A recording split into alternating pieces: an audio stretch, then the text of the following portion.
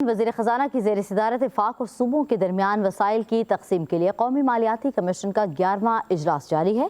सिंध और खैबर पख्तूनख्वा के वज़राए आला बतौर वज़ीर ख़ज़ाना इजलास में शरीक हैं। खैबर पख्तूनख्वा हुकूमत ने अपने मुतालिबात सामने रख दिए हैं।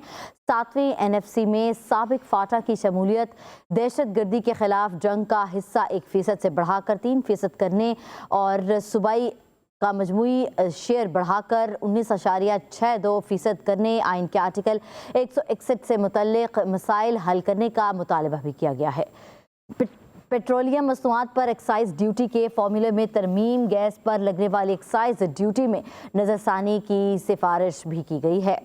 वज़ीर ख़ज़ाना की ज़ेर सदारत वफ़ाक़ और सूबों के दरमियान वसाइल की तकसीम के लिए कौमी मालियाती कमीशन का 11वां इजलास जारी है। फरहान अली से तफसीलात जान लेते हैं। फरहान, आगाह किए।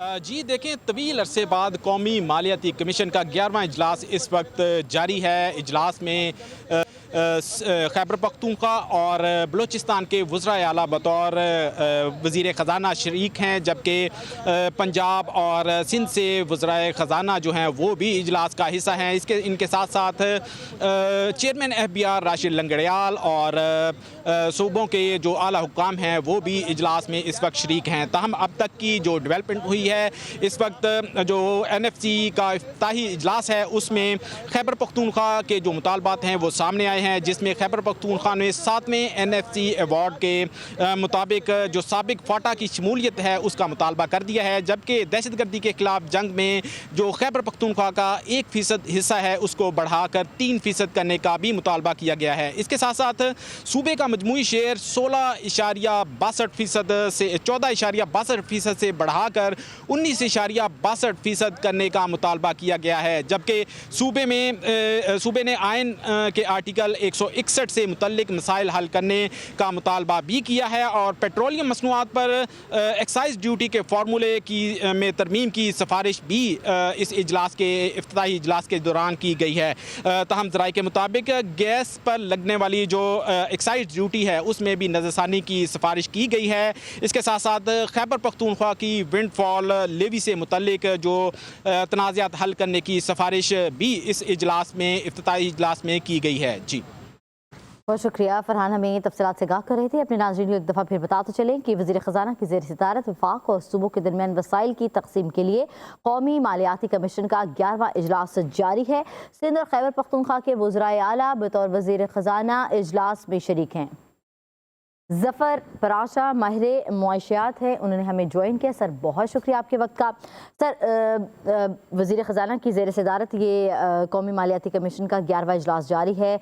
पहले तो काफ़ी इजलास ऐसे रहे जिसमें खैबर पख्तूनख्वा हुकूमत जो है सूबाई हुकूमत वो बैठती भी नहीं थी, लेकिन चलो खुशाइन बात है कि वो बैठी और उन्होंने अपने मुतालिबात सामने रखे हैं। क्या कहेंगे आप? जी, अस्सलाम वालेकुम जनाब, बहुत शुक्रिया आपका मदऊ करने का।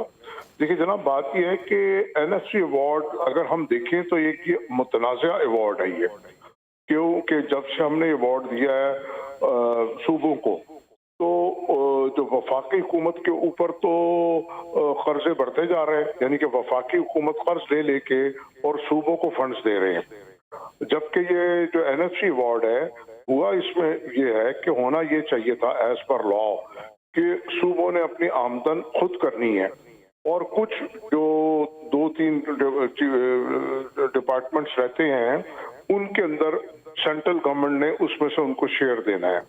तो हुआ क्या कि सूबों ने अपनी इनकम तो जनरेट की नहीं, और अगर की तो कहीं और लगा ली, वो NFC के अंदर पूल में नहीं डाली, और जो सेंट्रल गवर्नमेंट है, वफाकी हुकूमत है, उनसे मांगते रहे और वो कर्जे ले लेके और NFC अवार्ड के अंदर पेमेंट्स करते रहे।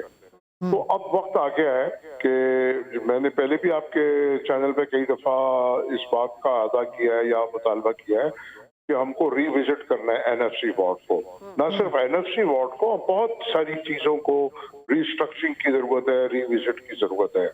तो अब NFC अवार्ड को दोबारा से हमको रिविजिट करके इसको अप्लाई करना चाहिए। और अब जो KPK गवर्नमेंट की तरफ से जो डिमांड्स आ रही हैं, सबसे ज्यादा अगर हम देखें तो करप्शन के स्कैंडल्स भी वहीं पे आ रहे हैं। और जो पिछले दिनों आपने देखा होगा कि जो सिगरेट है, तंबाकू है, उसके ऊपर जो वहाँ पे मौजूदा सेनेटर्स हैं या हुक्मरान हैं, उन्हीं के वहाँ से वो इलीगल चीजें निकल रही हैं। या जब आप बिजली के बिल हैं, लाइन लॉसेस हैं, तो सबसे ज्यादा केपीके में मसाइल हैं। ठीक है, वहाँ दहशतगर्दी है, लेकिन वो दहशतगर्दी भी जो है ना वो स्मगलिंग से जुड़ी हुई है। यानी कि हमेशा ये बात कहता हूँ कि respect of all political parties और आपके जो रिलीजियस पार्टीज हैं, लिसानी पार्टियां हैं, इलाकाई हैं, वॉर्ड लॉर्ड्स हैं, इनके लोग किसी ना किसी तरह स्मगलिंग में इन्वॉल्व है। तो सफर साहब, उनकी तदारुक के लिए I am sorry to say that कि वो कोई खातिर खा इकदाम भी तो नहीं कर रहे हैं। मैं भी यही कह रहा हूँ ना कि वो कोई खातिर खा इकदाम नहीं कर रहे हैं। तो ये जो दहशतगर्दी, मेरा कहना यह है कि जो उसके ऊपर उन्होंने डिमांड किया हमारा बजट बढ़ाए, ये करें वो करें, तो मैं वही जो आप बात कह रही हैं मैं भी वही कह रहा हूँ कि इकदाम भी नहीं कर रहे और सिर्फ गवर्नमेंट से मांग रहे हैं। अब सेंट्रल गवर्नमेंट के पास तो कुछ बचा ही नहीं है। जो 57%, 58% जो भी रेशो है वो एनएफसी पे चली जाएगी, तो वफाकी हुकूमत बाकी क्या करेगी? वो सिवाय इसके के कर्जे ले और दे। सूबों को चाहिए कि अपनी इनकम जनरेट करें। अब जैसे एग्रीकल्चर टैक्स है, उसके ऊपर किसी भी सूबे ने काम नहीं किया, तो इम्प्लीमेंट तो हो गया है IMF के कहने पे, लेकिन इम्प्लीमेंट। ठीक है जी, बहुत शुक्रिया। ज़फ़र पराशा हमारे साथ मौजूद थे, माहिर मईशत, वो अपना टेक दे रहे थे इस सारे मामले पर। आपका बेहद शुक्रिया।